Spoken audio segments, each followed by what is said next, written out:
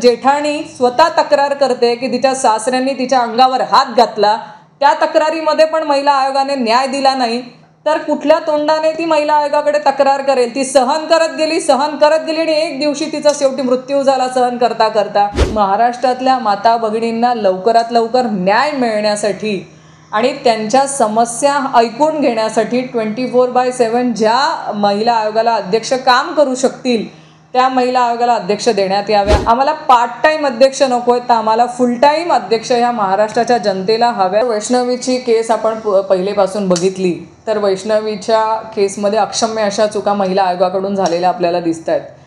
आजही महिला आयोगाच्या 32,000 केसेस ह्या प्रलंबित आहेत. म्हणजे महिला आयोग महिलांना न्याय देण्यासाठी कुठेतरी कमी पडतंय.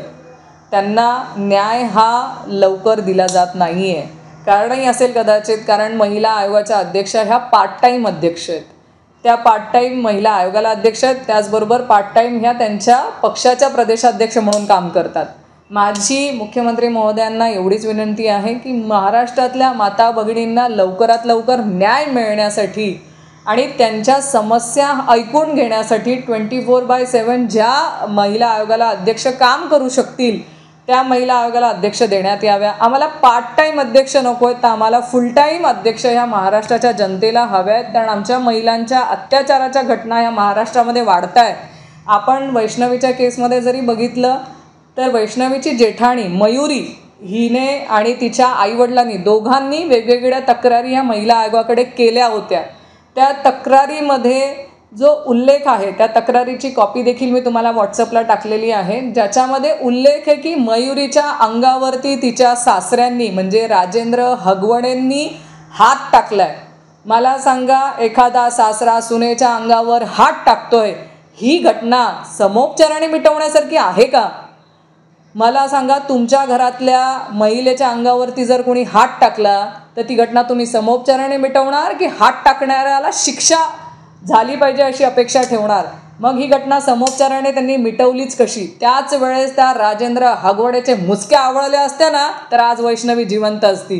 पण जो काय विलंब म्हणावा किंवा त्यांच्या पक्षाचा पदाधिकारी आहे म्हणून त्यांनी जो काय त्यांना पाठीशी घालण्याचं काम केलं हगवणे कुटुंबाला, त्याच्यामुळे वैष्णवीने पुढे येऊन महिला आयोगाकडे पण तक्रार केलेली नाही आहे. कोणत्या तोंडाने तक्रार करणार आहे? जर जेठाणी स्वतः तक्रार करते की तिच्या सासऱ्यांनी तिच्या अंगावर हात घातला, त्या तक्रारीमध्ये पण महिला आयोगाने न्याय दिला नाही, तर कुठल्या तोंडाने ती महिला आयोगाकडे तक्रार करेल? ती सहन करत गेली आणि एक दिवशी तिचा शेवटी मृत्यू झाला सहन करता करता.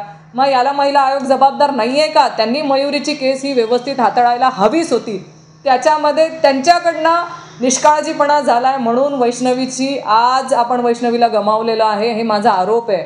आणि याच्यामध्ये आम्ही मुख्यमंत्री महोदयांना विनंती केलेली आहे की आम्हाला 24/7 जो महिला आयोगाला वेळ देऊ शकत असेल अशीच महिला त्या पदावरती नियुक्त करून हवी आहे आणि त्याच व्यक्तीची पदावरती नियुक्ती करावी, जेणेकरून महाराष्ट्रातल्या महिलांना न्याय मिळेल, त्यांच्या केसेस लवकरात लवकर सोडवल्या जातील आणि त्यांच्या समस्यांचं निवारण हे लवकर होईल अशी आमची मागणी.